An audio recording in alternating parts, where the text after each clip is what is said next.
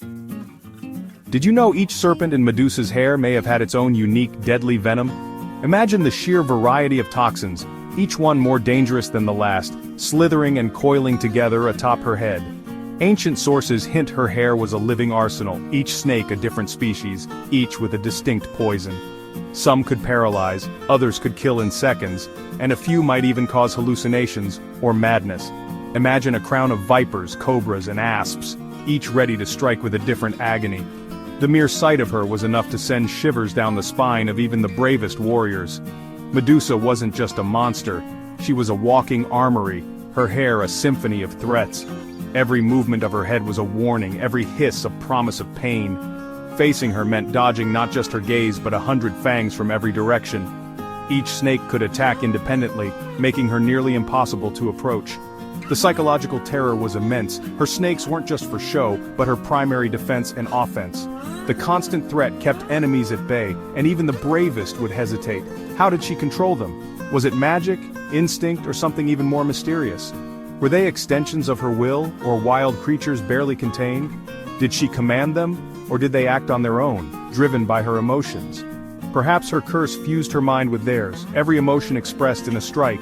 Anger, fear, or sorrow, each feeling could trigger a deadly response. This power was born from tragedy, a weapon forged in divine cruelty. Medusa's transformation was not just physical, but psychological, shaping her into a force both feared and pitied. Heroes didn't just face a monster, they faced a storm of venom and fangs, all while avoiding her deadly eyes. Every encounter was a battle for survival against overwhelming odds. No ordinary warrior could prepare for a living, breathing weapon of mass destruction. Training and courage alone were never enough. The snakes weren't an accessory, they were the essence of her power.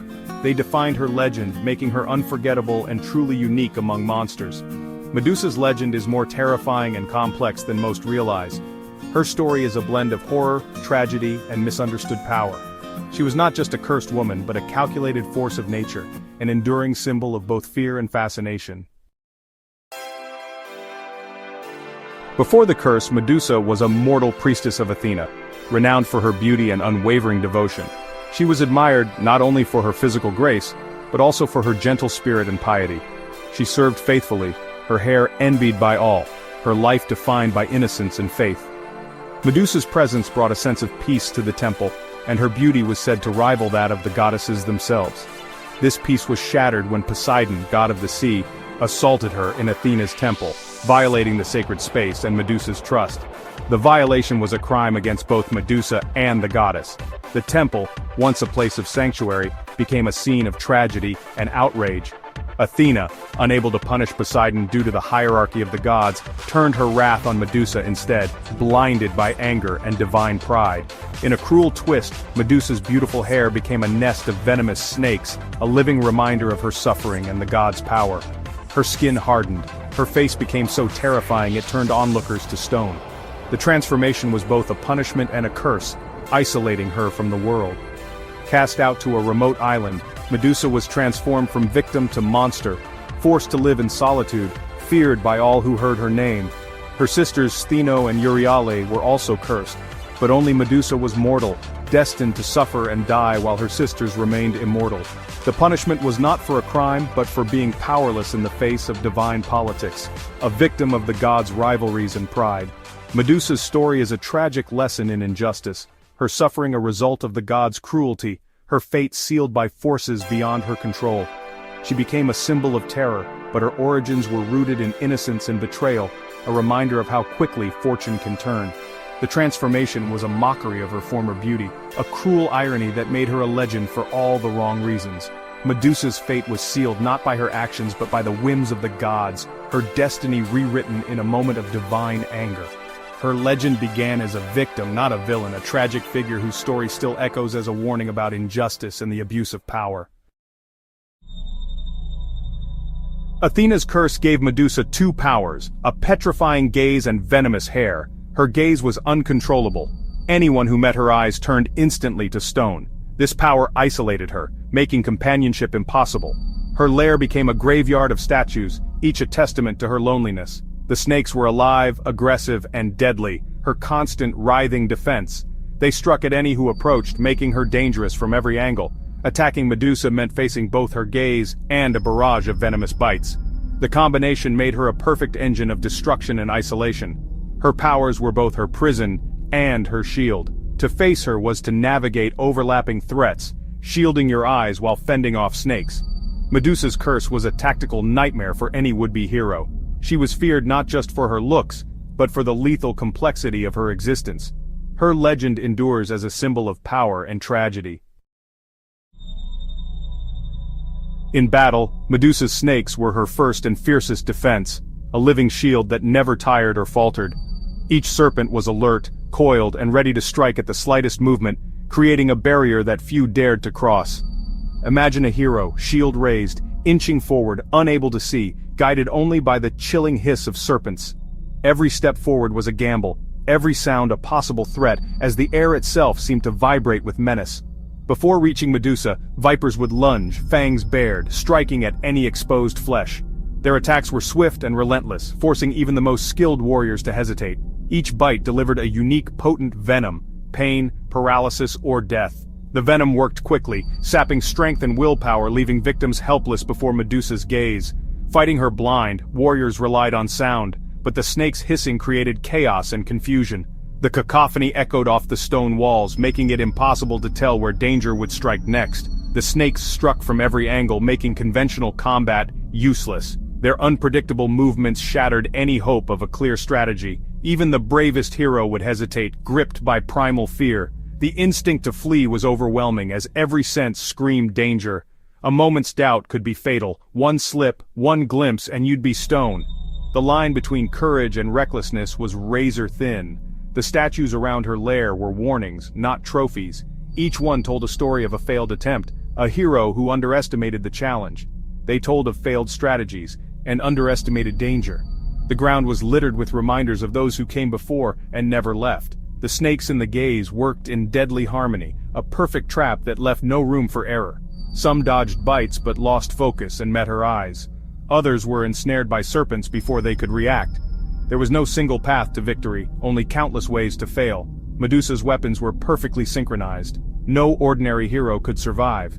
Each attack was a test of mind, body, and spirit. Her legend grew with every failed challenger. The weapons left behind became silent witnesses to her power. She was more than a monster, she was an unbeatable force, a living myth whose very presence changed the fate of all who dared to face her. Before Perseus, many warriors sought Medusa's head, drawn by glory and pride.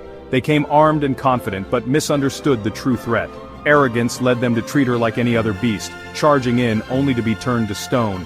Skilled duelists failed to account for the snakes, their blades ensnared, their arms bitten. The landscape around her lair became a silent museum of failed heroes. Each statue was a lesson. Brute force and courage were worthless here. The direct approach was suicide. The snake's speed and reach were unmatched. Every fallen hero added to her legend, making her seem invincible. Kings sent expendable men, knowing the outcome was certain. These failures set the stage for a new kind of hero, one who needed more than strength.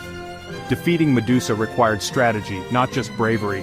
Her myth became a test of wit as much as might. Only the clever could hope to survive. Perseus's quest began with a clever plan and divine gifts, not brute force. Athena gave him a mirrored shield, Hermes, winged sandals and a sharp sword. Perseus knew he couldn't face Medusa directly. He used the shield's reflection to track her movements. Entering her cave silently, he watched her distorted image, avoiding her deadly gaze. Even asleep, her snakes sensed danger, hissing and writhing. Guided by the reflection, Perseus struck swiftly, decapitating Medusa in one clean blow. From her neck sprang Pegasus and Chrysaor, children of Poseidon. He placed her head in a special bag, the gaze still lethal, even in death. Perseus's victory was one of intelligence and divine favor, not strength. He turned Medusa's curse into his weapon, outsmarting her where others failed. His triumph became a legendary tale, a lesson in using wisdom over muscle. The gods' gifts and his strategy made the impossible possible. Perseus's story redefined what it meant to be a hero. Medusa's head became an even greater weapon after her death.